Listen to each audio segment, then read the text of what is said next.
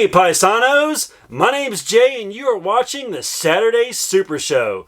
Get ready because we're going to go over some awesome retro cereal, some old school vintage cartoons, some rad 80s toys, and some awesome video games that used to fill our Saturdays back when we were kids. Sit back and relax. All that and more next. Smurf Magic Berries, that fruity cereal with marshmallow stars will be marshmallowy mine. Scrubs, you gotta say no. Chef Boyardee, dinosaurs. New dinosaurs from Chef Boyardee. Back in 1971, General Mills had the bright idea of making monster cereal, releasing both Count Chocula and Frankenberry. Count Chocula was clearly based on Dracula, but they put the chocolate in his name to make it more appealing to kids and more fun. They also created a Frankenstein-type monster known as Frankenberry, who loves to eat strawberry cereal. Many of the old commercials that I remember about monster cereal as a kid was basically Count Chocula and Frankenberry fighting back and forth about which cereal tasted better. Count Chocula. Frankenberry. Hi. Frankenberry. Count Chocula. In 1973, General Mills introduced the third character, known as Boo Berry, who's a blue ghost and he has delicious blue cereal. What? Hello, my name is Boo. Let me finish. Booberry. My ghostly good blueberry flavored cereal, Booberry, is part of this complete breakfast. Anybody who finds blueberry disgusting without trying it, they're just talking out of their ass. And 1 year later, in 1974, General Mills introduced the fourth monster, Fruit Brute. I'm me, Fruit Brute, with my fruit-flavored cereal, Fruit Brute, part of your nutritious breakfast. And that was the monster cereal lineup until 1982, 1 year after I was born, might I add, when they got sick of Fruit Brute and cut him from the team. Until 1988, when he was replaced by Fruity Yummy Mummy. Hey, have a bite. It's new Fruity Yummy Mummy cereal. Big, yummy marshmallows. So monstrously big there. Monster Mellows. With Yummy Mummy Monster Mellows. Fruity Yummy Mummy makes your tummy go yummy. Fruity Yummy Mummy roughly lasted about 5 years until 1992, when he also got put in the coffin, much like Fruit Brute. And pretty much year-round, you could find Count Chocula, Frankenberry, and Boo Berry haunting cereal aisles. That was until 2006, when it became a tradition to release these for Halloween only. And that was the case until the mid-2010s, probably around 2016, when General Mills decided to bring back all 5 monsters for one last Halloween bash. Fast forward to Halloween of 2021, and they brought back Count Chocula, Frankenberry, and Boo Berry as individual cereals. But there was still representation for Fruit Brute and Fruity Yummy Mummy with Monster Mash. So I've yet to try Monster Mash, so let's give it a whirl.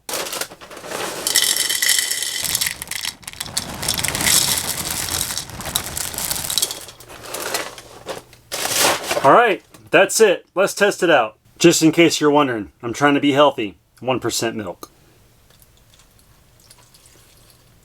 Alright, let's dig into this stuff.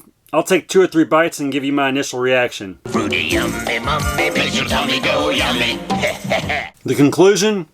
It tastes just like monster cereal mixed together. It's pretty good. I like it. And now that we've checked out this amazing classic monster cereal by General Mills, let's check out one of their old commercials. They're enormous. They're humongous. They're a scream. The marshmallows so monstrously big, they're Monster Mellows. So you'd better be really Hungry. Because they're really big. Good. Monster Mellows. Yummy. So you can run to your nearest breakfast table and wolf down Count Chocula, Frankenberry, and Fruity Yummy Mummy, the monstrous part of this complete breakfast. Hey, what are you drawing? Don't know yet. You will surprise yourself with a mystery drawing disc, one free in marked boxes. And for one final fun thing with monster cereal, today while shopping of all things, I found Cinnamon Toast Crunch with a free toy inside. And it says, you could find a monster figure. Count Chocula is very rare with a 1 in 10 chance. Boo Berry is super rare with a 1 in 25 chance. And Frankenberry is ultra rare with a 1 in 50 chance. Let's open up this box and see if we found one of the monsters from Monster Cereal. Alright, here we go. Cinnamon Toast Crunch, bringing back the toys. Bringing back the 80s. Alright guys, let's see if we got lucky and got one of the monsters. Nope, it looks like we got Lucky the Astronaut. I guess we'll have to try again next time. But hey, it's awesome that toys are back in cereal boxes where they should be. The good time, great taste of McDonald's. Oh, Kool-Aid style. Wacky, wild, Kool-Aid style. Making my Crunchberry cereal. Very delicious. Yay, Crunchberries! Back in the 80s and 90s, we had the best cartoons. So when looking back to choose what cartoon I wanted for the Halloween episode of the Saturday Super Show, I had to be very specific. I thought about cartoons like Scooby-Doo, The Real Ghostbusters, and Beetlejuice. But when I realized this one was on the list, I decided it was the perfect cartoon. And that was Tales from the Crypt Keeper.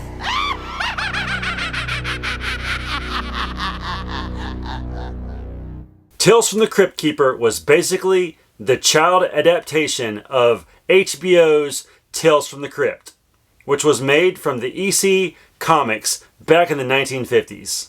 The one thing that I think Tales from the Crypt Keeper got right, more than anything, was they also used voice actor John Cassier to play the role of the Crypt Keeper. Oh, hello, Fright fans.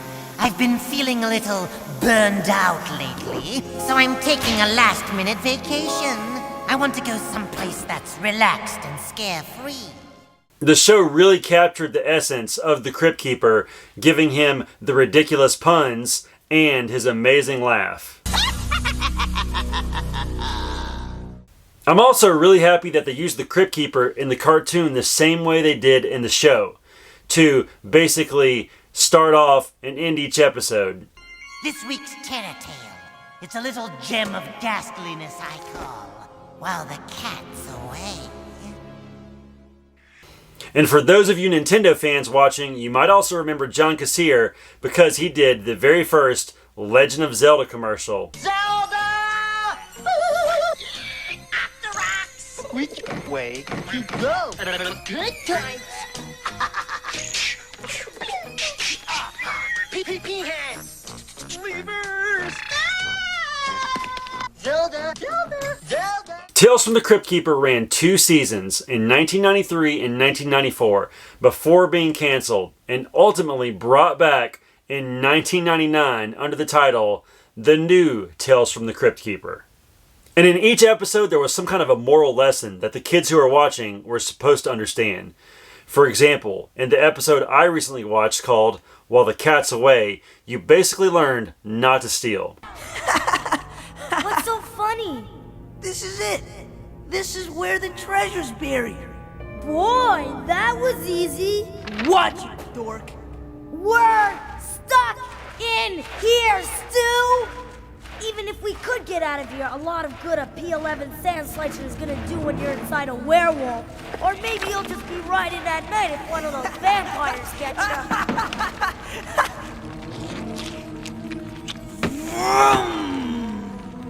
Sand slicer, here we... A comic book!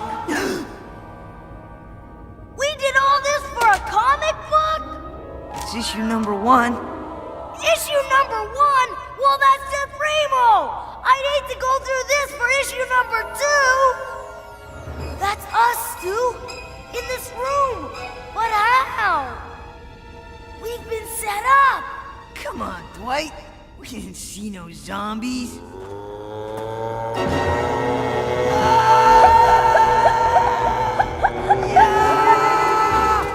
I don't care! You can keep the treasure! Keep the sand slicer! Just let us out of here! Go!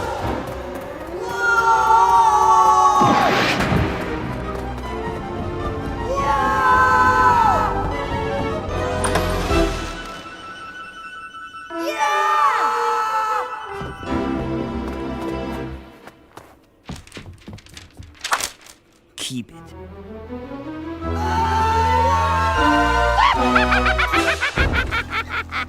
Kids, if you steal, you're going to end up in a haunted house full of creepy ghosts, and you're going to learn your lesson. So personally reflecting, I can remember the commercial advertising Tales from the Crypt Keeper. I can't remember if I ever saw it, but I'm definitely glad that there are many episodes of Tales from the Crypt Keeper here on YouTube so I can go back and enjoy it again. So now that we've had our awesome monster cereal for breakfast, and we've watched some sweet Tales from the Crypt Keeper cartoons, it's time to bust out some toys.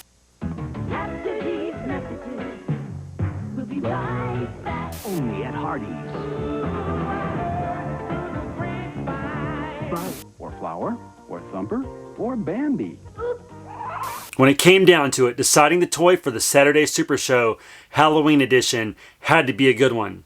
And that's exactly why I dug into the depths of toy history to find Supernatural. Now you can join the battle between brave Lionheart and evil Skull and their eerie ghostlings. It might surprise you to know that Supernaturals were created by Tonka in 1987. That's right, a company that is known for making cars, got into the action figure line, and came up with a pretty snazzy idea to put holograms on these ghostly figures to create the Supernaturals. When it came to Supernaturals, they came in two basic styles of figures. A 6-inch figure, and then a smaller ghostling figure, as you see here. And just like many other action figures in the 80s, the Supernaturals were divided into two sects, the heroes and the villains. The heroes were known as the heroic warriors, and they were led by the brave Lionheart. And the villains were the evil warriors, and they were led by the terrifying Skull. I guess Skeletor was already taken. Before we take a good look at the back of this box, let's check out the front of it. So here it says Supernaturals, and as you see, they had the price tag of $10. Oddly enough, I just found out if you pull that $10 back, it says $2. So I don't know if this is an aftermarket sticker or not. And the marketing here says, release their hologram powers. Spooky. And the figure I have here is Weird Wolf, and it says, changes from Weird Punk to Teenage Wolf. And just below that, it shows some of his play features. He has a removable cloak and a glow-in-the-dark sword.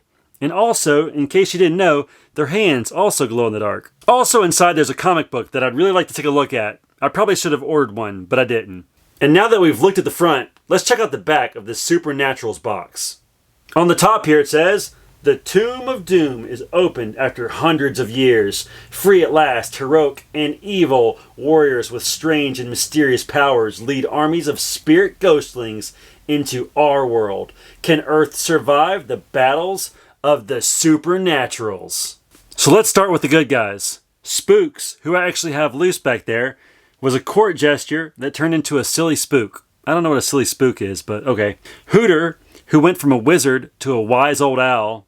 See-Through, who turned from a scientist into an invisible man. And Mr. Lucky, who went from a magician to a giant rabbit. Why you wear that stupid funny suit?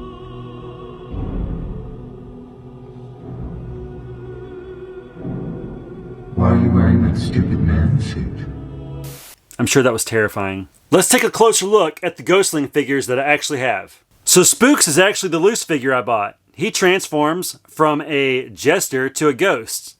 Let's see if we can get a closer look at him. Supernaturals. Lionheart, Skull, and Ghostling sold separately. New from Tonka. And for the bad guys, the villains, the evil warriors, we have Scary Cat, who turned from a wicked witch to a hissing cat. Weird Wolf, who turned from a weird punk to a teenage wolf. Vampire, who turned from a vampire to a grandpa. He was a swooping bat. And then Rags, from an Egyptian to a ragged mummy. The other interesting thing is they gave each one of these guys their own special ability. Some of them seem a little less special than others. Let's take a look at him. Spook's power was he could walk through walls. You would think if you were a ghost, you could do that no matter what, right? Hooter had the power of night sight.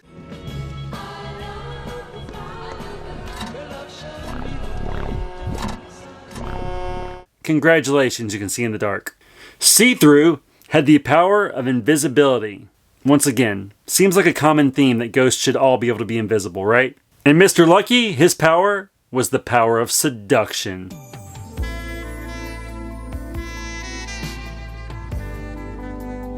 Just kidding.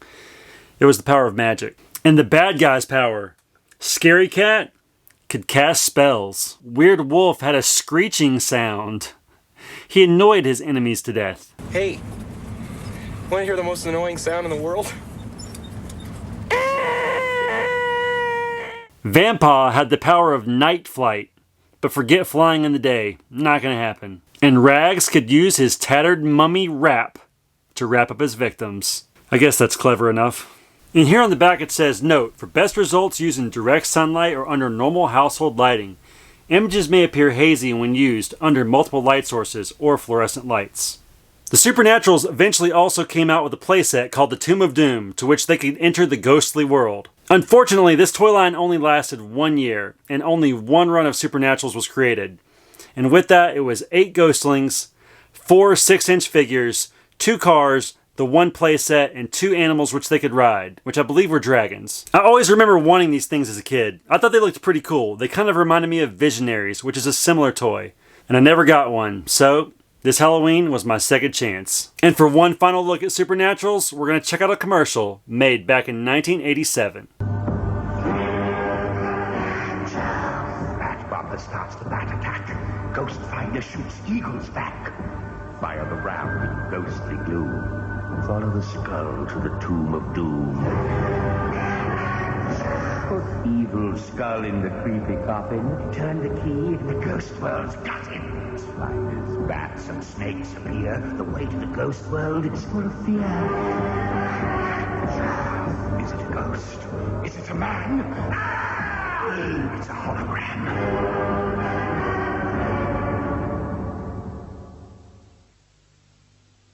Stay tuned for Ron Man Gaming's review of a spooky NES game.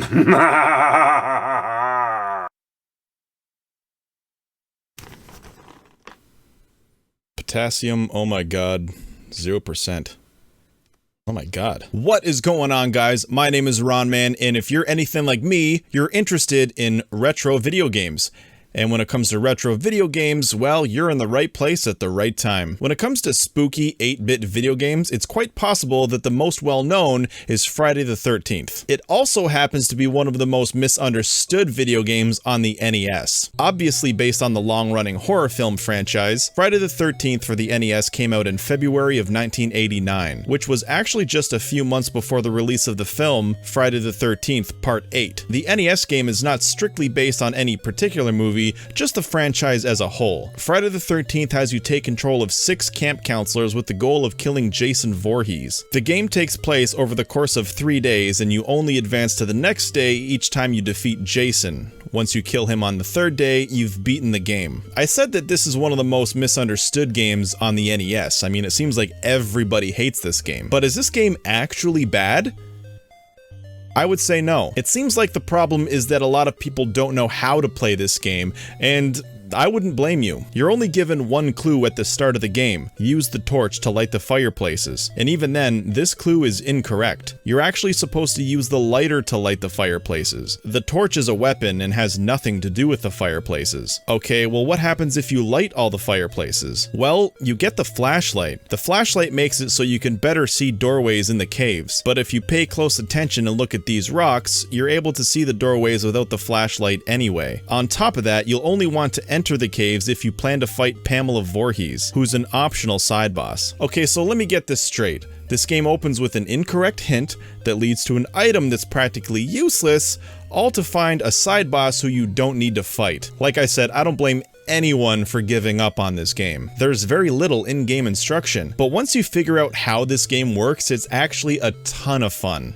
Now, this game is not your typical side-scrolling platformer. You don't just walk to the right until you win. You need to explore, find weapons, manage your counselors, and kill Jason. You have 6 camp counselors to choose from, but the only ones worth using are Mark and Chrissy. They're both equal in speed and jump height. Mark can row the boat faster than Chrissy, but Chrissy can equip Pamela's sweater. The sweater is actually armor and cuts the damage taken by half. Unfortunately, the sweater can only be worn by female counselors, so stick with Mark or Chrissy. The other camp counselors are slow and have poor jump height. Don't worry about them, just let Jason kill him. When you start out, your default weapon is the rock. Obviously, this is the worst weapon in the game and you'll want to upgrade as soon as you can. After you kill a few zombies, the knife will begin to appear. This is a huge upgrade over the rock, but still, you're not going to want to have this if you run into Jason. I don't want to spoil too much here, but there are plenty of weapons in the game that you'll want to search for. Make sure to check the forests, the caves, and all the cabins. Speaking of the caves, if you're interested in fighting Pamela Voorhees, this is where you'll want to go. You can fight her on all 3 days, and she drops different items depending on the day that you fight her. To get the sweater, defeat her on day 2. Another thing you'll want to search for are the vitamins, although they look more like potions. They seem to appear randomly throughout Camp Crystal Lake, but they actually all have predetermined spawning locations. They restore a small amount of health and are used automatically once you've lost all your life. You can fight Jason either inside or outside. Jason is actually easier if you fight him outside. The only problem is that it's harder to find him. When Jason enters a cabin with other camp counselors, you're actually alerted to his location, making it more likely that you'll fight him indoors. Once you've defeated Jason, you'll be taken to the next day. Your health is restored, although any counselors who died will stay dead. Monsters get faster each day as well, so keep that in mind. Overall, there's a lot to love about this game if you just give it some time. It's not nearly as bad as people say. I actually have a replica Jason mask here. I like to wear it when I go and go trick-or-treating. But it's actually a pretty solid mask. Come on.